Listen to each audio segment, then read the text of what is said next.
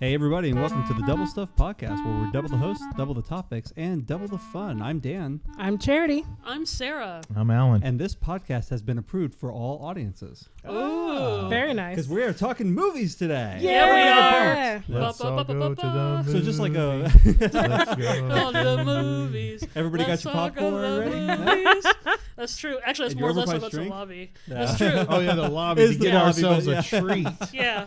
Oh, and That's what a true. treat that we're having this podcast. Absolutely. So That was a very forced a podcast treat. So we are all, I think we all like movies. Who doesn't like movies? Who doesn't Come like on. films? I hate Curmudgeonly old films. people, that's right. I love movies. We also kind of work in certain ways or tangentially to movies through television in Yes. some capacity or others. But so I just wanted to talk today about just, I love movies. I love talking about movies. I love watching movies. I love studying movies.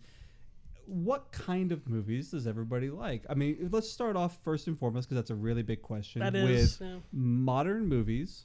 Oh, well, Or I'm old out. movies. I was going to And say, where- you're going to take Sarah or out right now. old movies. What I'm asking is, and where do you split the difference between classics and modern?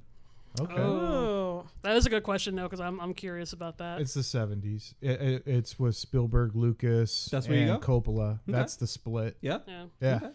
I mean, as Because without them, you wouldn't Yeah. have the Tarantinos, you wouldn't have the Wes Andersons, you wouldn't have, the J.J. Abrams. So you're thinking like the birth of the blockbuster, yeah, away okay. from sort of the old Hollywood system of actors and more into the and auteurs serials and and the like stuff. we just need a new Western. We Okay. need a new romance. I guess the 70s would have been almost it would have been the death of the westerns at that point too, right? And those kind of movies. Well, yeah, and it was also there was a lot of influx of foreign films too. So we had a lot of French, some Scandinavian, the new Some wave. Japanese. and some UK and Japanese. Although that's more 50s and 60s, but Kurosawa, yeah. Kurosawa, yeah. Yeah.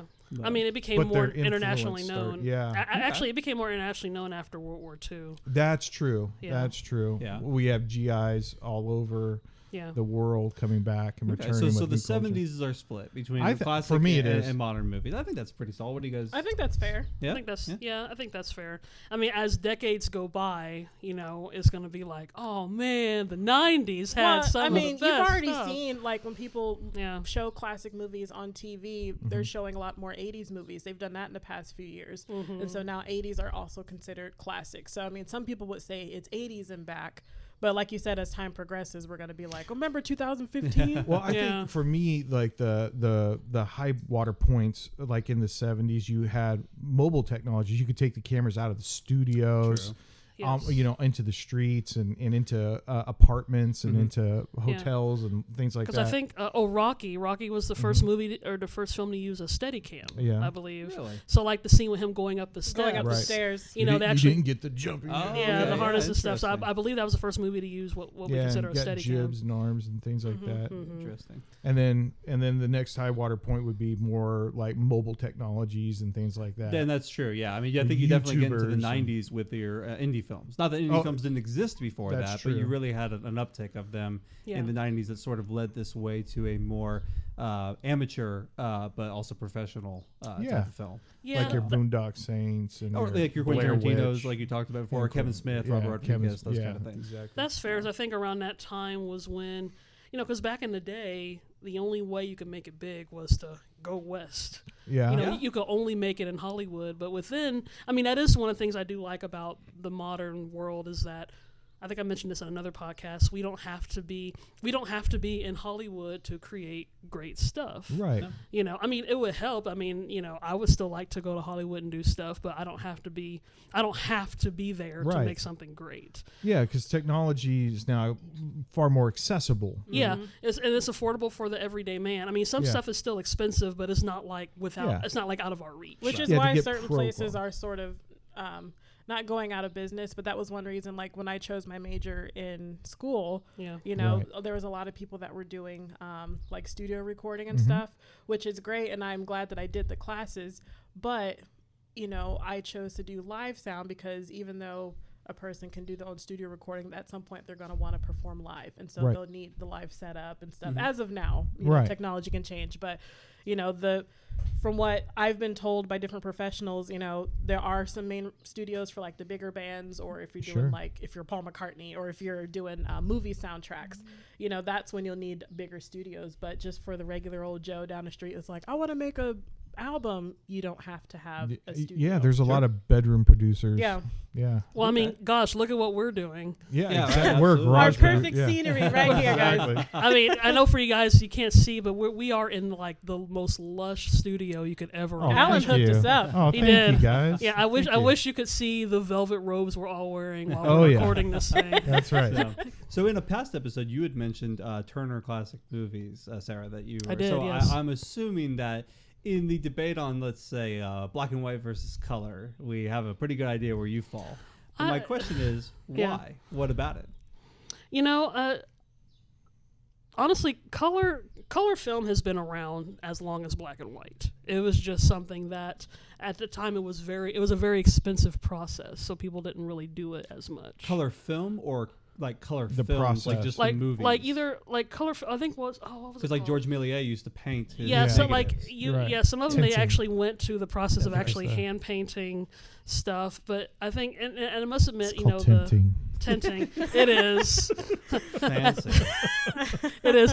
There's no face, it's just tint. But yeah, But yeah, it I was mean, only like the protagonist that got the treatment or something. Mm. 'Cause- or something, or like even if you look at some old movies, like it wasn't hand painted, but like if you wanted to show, like look at a silent movie, you wanted to show that it was nighttime, it would be kind of a bluish tint. right. If you see them turning the light on, it would be yellow or a lighter color to Mhm. show that it would be daytime where the light got turned on or something. Mhm. So while not everything is what we consider vast color, yeah, but tinting, it would be a certain color to show a certain mood or show darkness or It's something called like tinting. that. It is called tinting. If you guys don't know anything, if you haven't heard anything that we talk Take about notes. today, There's a quiz at the end of the podcast. By the way, I use the tinting Mhm. filter in Premiere all the time. Okay. It's yeah. still I use it. Yeah. It It's is. called tinting. It is called. But do Okay, you I'm prefer gonna- black and white then? You know, I actually, She prefers black and white because most of the things that she Yeah. likes took place in black and white. But I was do thinking- enjoy Technicolor Well, no, films. but I was thinking about know? what you were saying, jumping a little into the future from silent movies. One of our favorite movies with me and my sisters, we like to watch Some Like It Hot. Oh, And so, yes. and they purposefully chose to do Oh, that yeah, movie it's a in Jack black and Lemmon white movie. Yep. because, frankly, seeing them in color, they looked hideous. But Oh, they yeah. looked more Yeah. convincing as women in black and white Yeah. versus Well, and color. the makeup for black and white is different than for Yeah, in color. exactly. Yeah. And for those of you who don't know the story, we just jumped into the That's true. I didn't give any premise. So Some Like a Hot takes place during the St. Valentine's Day Massacre, Mm-hmm. Roaring 20s. These guys are at the wrong place at the wrong time. They have to get away from these gangsters. Musicians. They're musicians. The only way they can get away is by joining a female band. So they have to And they have to dress up as women, and as women. they're in drag through the whole movie. But yeah, it's true. They look terrible in color with their makeup on. It looked convincing. It looked more convincing in black and white. So maybe it's not the technology, but it's the storytelling because storytelling. some It like is. it hot, fantastic on the waterfront with Marlon Yeah. Brando, Yeah. fantastic. So I mean, you get Well, a good director, a yeah. good story, a good actor. I mean, it doesn't matter really some what people, the because some technology people it's filmed think on or some recorded people on. think that black and white equals lack of color, and that's not true. Sure. Some of the richest films are done in black and white because you can see, and it's not just black and it's just not white. I mean, you have various, grays and so hues. So you can enjoy Shades. it really. Yeah. Yeah. hues or Professor color. Allen over here. Well, I was thinking It's called Cincy. Fritz Lane's M is like one of my favorite movies. Have you ever seen that? I've Yeah. seen bits and pieces Oh of my that. gosh, yeah.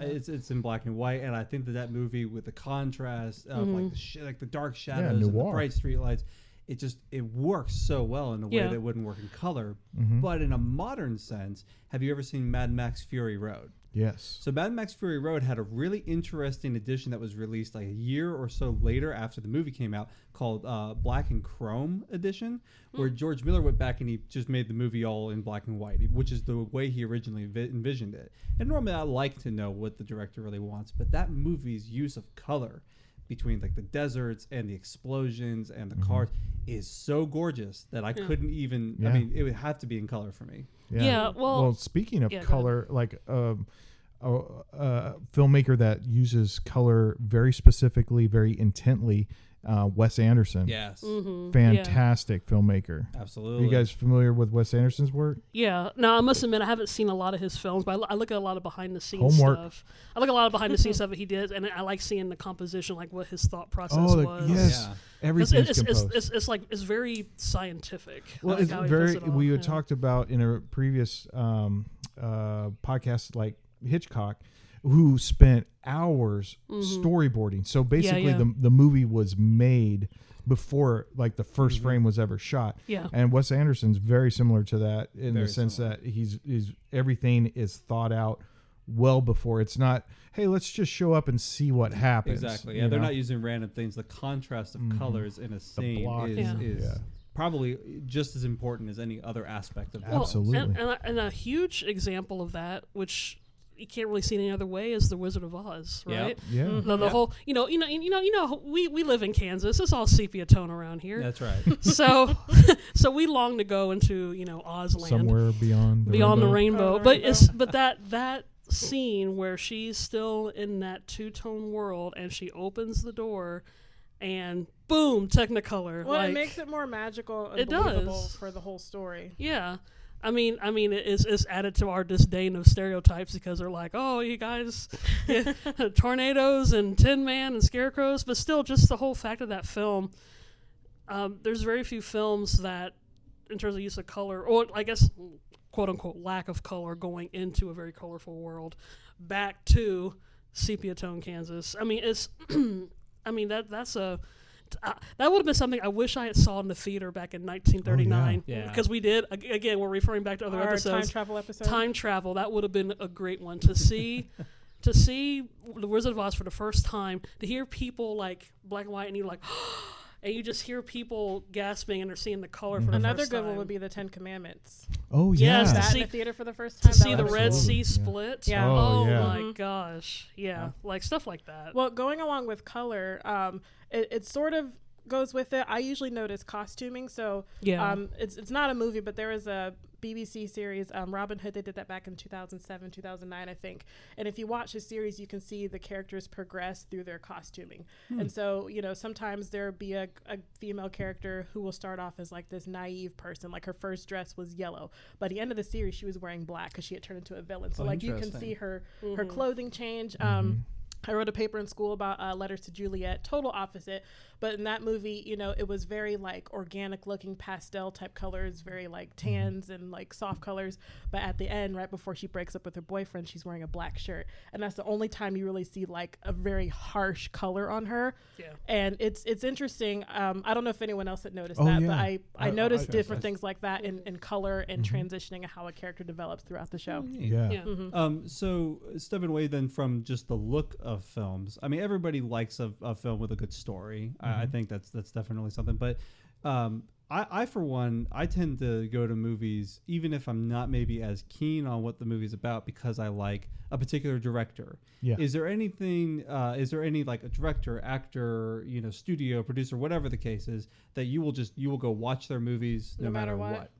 Yeah. Benedict Sure. Cumberbatch. I'm sure that comes You as a watch a surprise lot to of everyone. movies from the last like 5 years or so. That's true. Movies, Yeah. TV And shows, everything. commercials, YouTube videos. If he's on it, I'm probably watching it. Yeah. Same with Chris Hemsworth too, but Yeah. that's obviously for obvious reasons too. But anyway, moving right along. Sarah, you have something to say? He's handsome. I guess when it comes to an actor, performer, someone that I would, in terms of old movies, because that's just where my mind is at. I'm a big fan of Fred Astaire Okay.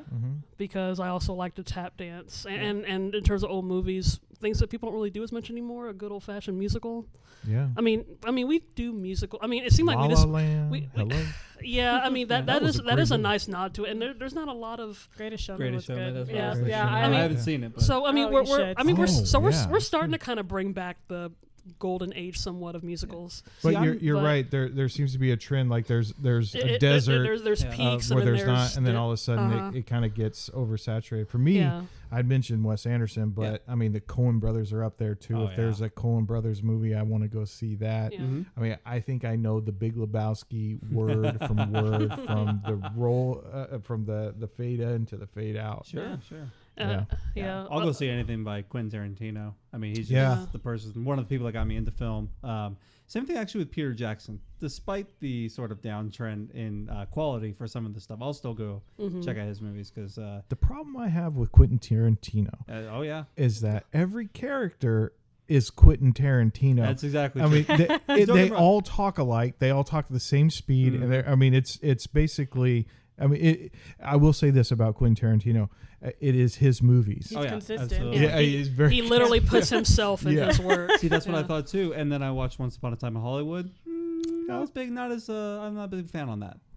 Well, Really? maybe Maybe it was just the style and the type of movie. Well, actually, I think. Did it was you already that, know too much of the history? You I didn't know couldn't anything believe about it. it. Oh, Nope, okay. It wasn't even that. It was just I felt like the movie was boring for almost all of it, Yeah. and then so incredibly insanely violent. Yeah. For the last like little bit, It was And almost like just an M. Night felt- Shyamalan turn. It did, at and it the end. didn't feel like it did. Twist. I didn't see the Quentin Tarantino movies that I like to see in it.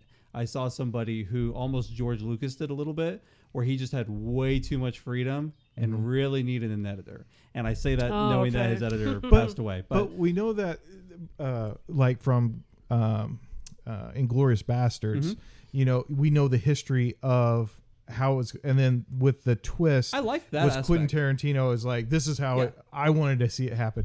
And I think that's kind of the same thing with the Sharon Tate murders, you know, with Once Upon a Time in And I like that. Hollywood, which is, this is what I wish would have happened. And that was probably my favorite part of it. I just mean like the whole first part of the movie is just about two boring dudes being sad that they're so boring. I mean, that's really all it was. Yeah. So, and also the disrespect of Bruce Lee. But because I'm a big martial arts fan. Sure. So you were talking about like tap dancing and stuff like that. But I find action in movies today to be just so kind of almost boring Fake. or maybe a little, just too Are you a fake.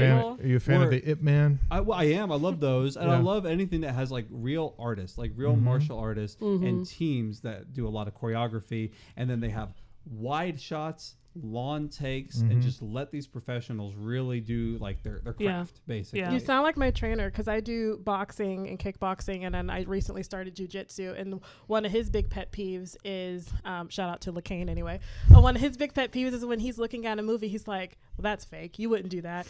If he broke this, he wouldn't be able to walk. Why is he still walking around? You know?" And because he's been doing martial arts since he was little, and so he knows all of that stuff. Versus me, I'm just like, "Oh, that looks cool," you know. But he's, you know, he's like breaking down the choreography, I guess, and so he would probably want something that's a little more realistic, kind of like what you were saying. If you ever want to ruin action movies for yourself, go watch Every Frame of Painting on YouTube and watch the Jackie Chan episode.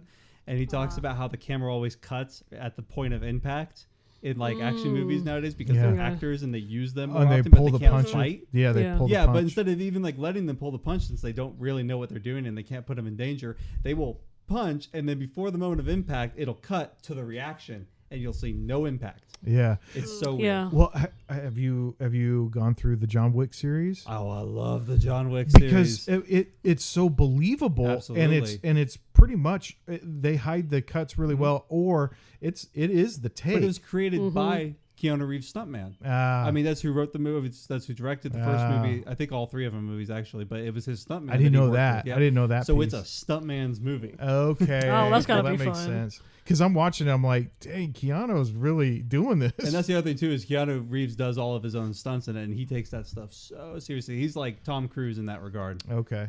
See, you guys are so riveting in this conversation because honestly, the stuff I like isn't really what was considered action packed.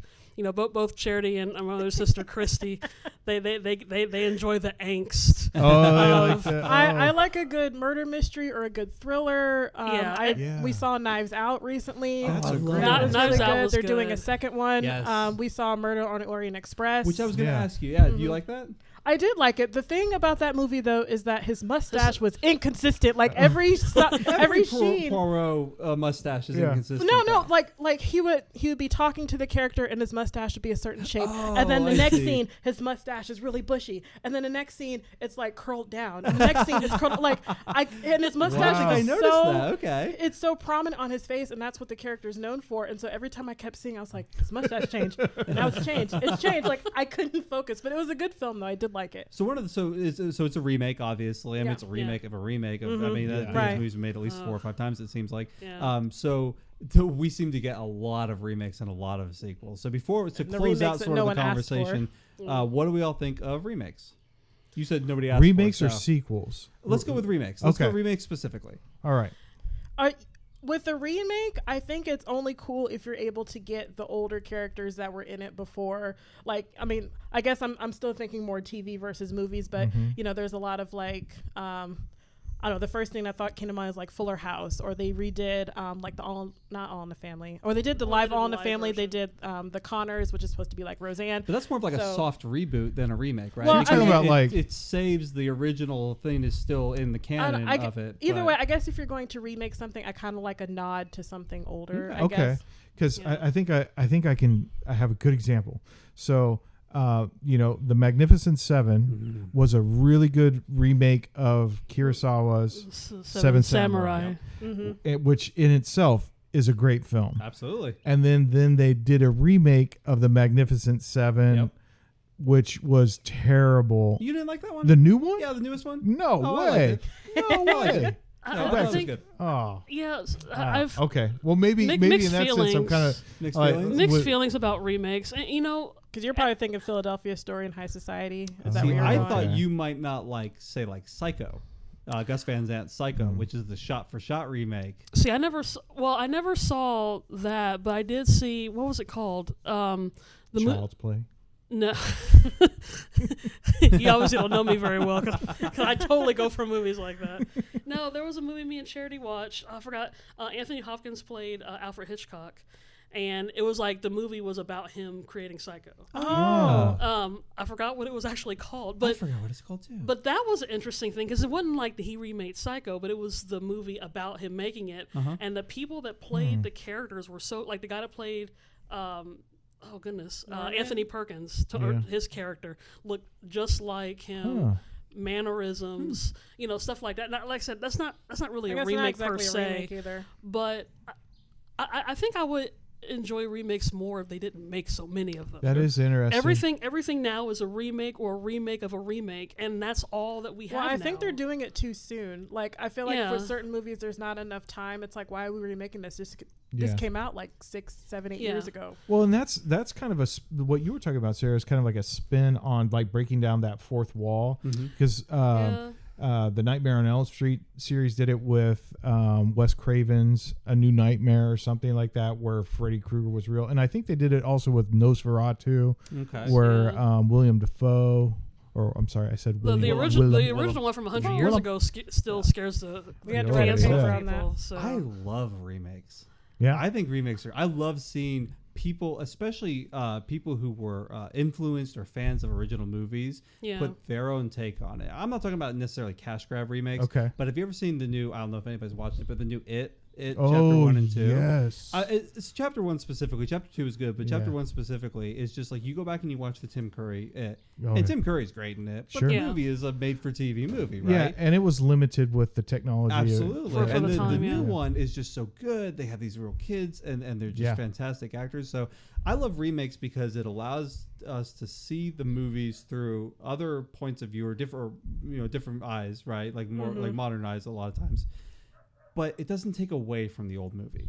You know, like you were talking about yeah. Magnificent Seven. I enjoy the new Magnificent Seven, Okay. but I love the Yul Brynner Magnificent Seven too. Yeah. And if I feel like it, I can go back and watch that. That's or I true. can go back and watch, Seven Samurai or something like that. That's true. So I see a lot, and I do like a lot of Star Wars and stuff like that. So you see a lot of people, Yeah. they're ruining it, and I'm just like, they're not. It's still there. It's still good. Well, this Well, that's brings a up continuation, though. It's not really remaking. Star The Wars? the Star Wars movie? If you ask fans about the new movies, it's just a remake. of the Okay, old sorry. movies, but- I'm not that deep into Star Wars. But no, I, no. Yeah. I just my mean understanding the- that it's continuing the Let me I story. just mean fans complaining that they're ruining something Right. by making Oh, okay. something new, even though the old thing is still there, still accessible.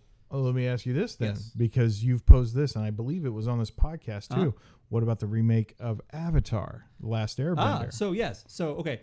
I said Is I'm this an I'm a exception? fan of remakes. Okay. I am a fan of the concept of remakes. Okay. I don't mean that every remake is good. Yeah, That that's right. movie is So awful. let me backpedal a little bit. that Backpedal movie a is bit. terrible, but that's actually an adaptation. Oh, okay. And I think there's Well, kind and see, of a that's line, another right? thing, yeah, because because I don't know, maybe people are trying to use it almost hand in hand, remake / adaptation. You know, and because like the Harry Potter movies are adaptations of the books, Oh, but they're yeah. not remakes of the No. books. Well, that's a whole other story of movies and Yeah. books. Mhm. I usually hate the movies if it's based off. If of a you've book. read it first, though, right? Yeah, which is usually the rule. I mean, you should at least, because when you read a No, book, it's the Oh, no. opposite. You No. should watch the movie No, first, no, no. and I then do. read. No, you read the you're book- limited to your you read the to your book first, imagination. yeah, and then you let your imagination create the characters, and you get a richer, Oh, deeper version yeah. of it. Because if you watch the movie, then read the book, then you're imagining Daniel Radcliffe as Harry Potter, not right. the Harry Potter that's in your mind or based on Okay. the pictures that are in the book. All Like But that you want sets your you up for imagination. disappointment. If you watch the movie and then read the book, you don't get the imagination, but you get a more fuller picture of the story, but you still get to enjoy the film. But you're being told what to imagine. You're being told this is what the character looks like. This is what the Certainly. scene looks like. Versus you creating it yourself. I want to be in control. I don't want I someone to tell me understand what that. to You do. are in control, Cherry. In reading a book, yes. You're out of control right now. You just settle down. I've got a point, and I'm going to make it. And the thing is, like, it's easy for us to criticize because we're like, oh, but I always wonder when the time comes for me to actually make my own film, you know, will I be able to? Because whatever you do is going to be up for criticism regardless. So, like, you know, I'm always talking about, well, if I did this movie, I wouldn't do it that way. But would you really? Like, once you're given the green light, you're given the script, you know, you go through the process of shooting, directing, you know, all that. You know, are you going to be able to live up to what you've been criticizing? You know, and I must admit that does concern me.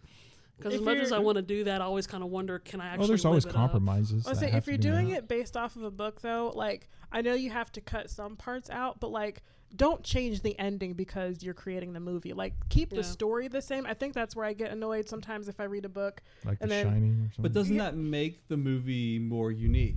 Well, if that's the case, then make your own movie. Don't say, "Hey, I'm gonna take Alan's story, but then put his name on it, but change the whole thing, and it's Alan's movie, but it's my movie, Well, have you ever but I seen changed Watchmen? it." Did you ever see Zack Snyder's Watchmen? Oh, So Zack that's Snyder's the Watchmen- with the Rorschach and all that. Yeah, with Rorschach and Dr. Manhattan and all that stuff. It's based on Yeah. a comic book by Alan Moore. that was an interesting The, film. and it's not. I'm not saying it's a great film or anything like that. But in the book, in the movie, there is a character. He's all powerful. He's Dr. Manhattan. Dr. Manhattan, right?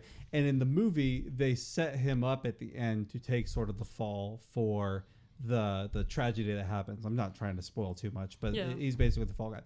In the comic, though, the thing that they're trying to sort of push everybody to rally around and then be against is not Dr. Manhattan, but a giant alien squid that comes down and crushes New York and kills millions of people, right? It's ridiculous. It's silly. And in the movie, it actually makes a lot of sense. They set it up really well to do this, but they changed it, so it's different. But then you're not telling the correct story. You're telling your story. But everything else is exactly the same. It doesn't The matter. You whole changed it. storyline is exactly It doesn't the matter. same. You changed it. Right. See, this one turn all. This is the part where we take the fuse. We start throwing chairs I at need each an other. adult. This ain't right. So I do think that we could talk a lot more about movies, and we probably Sure. should have a part 2 or 3 probably or 4 should. at some point. It's true. It's an ongoing discussion. Oh, it's But never we going to will- end. I think we'll go ahead and probably wrap it up, but I will ask one more quick question before we go. Are you anticipating, we're in a weird time, are you anticipating any movies that are coming out in the near future? Yes. Yes. Wes Anderson's French Dispatch. Yes. The French Dispatch. The French Dispatch, yeah. And I think it takes place, or at least it's alluded to, isn't the Liberty, Kansas. in Liberty, Yeah. Kansas. It doesn't take place in there. It takes place in France, but Yeah, the okay, paper yeah. is based, supposed to be But based, out of out Liberty, of- Kansas. You know, Yes. yeah, okay, you you know got that. it right. Yeah. You know, Kansas, France. You know. Kansas, France. Expats. I'm so excited about that. Do you guys have any movies? I mean, mine's just a go-to. I know they're doing another James Bond movie, and Oh, yes. that's Always a good that's one. never disappointing. It's James Bond. You yeah. got fast cars. You got the, British. Like Yep. it's British things. you can't really go wrong with it. Yeah. Exotic and I'll leave it at that. location. Yeah, Sarah? exactly. Oh goodness. We only have a few minutes. I know. You know, I really, I don't have anything right now. Moana 2? Yeah. I still need to watch the first one. Oh, you haven't seen Moana? That's a good movie. You know, I'm just looking forward to Avatar a too. good comedy. Okay. Okay. I want to laugh. Oh, I okay. really do, and I think that we're definitely in need of a good laugh. Always. So I'm kind of hoping that whatever comedies will come up will be actually funny. I actually want to see a funny movie. Okay. Yeah. And I think mine would be In the Heights. Oh yeah. which is an adaptation of the stage play. Yeah. That's right. Which is a fantastic play, but I am very much looking forward to the movie. As a Moana to Lin-Manuel Lin-Manuel Miranda. Lin-Manuel. I've never been able to adequately pronounce the man's name. You say it fast enough, nobody notices. Yeah, Sorry. I like how we I'm all sorry. talk to gibberish I'm at sorry, the exact Lynn. same time. Manuel. I will go ahead and wrap it Miranda. up there. So close the slate on this episode.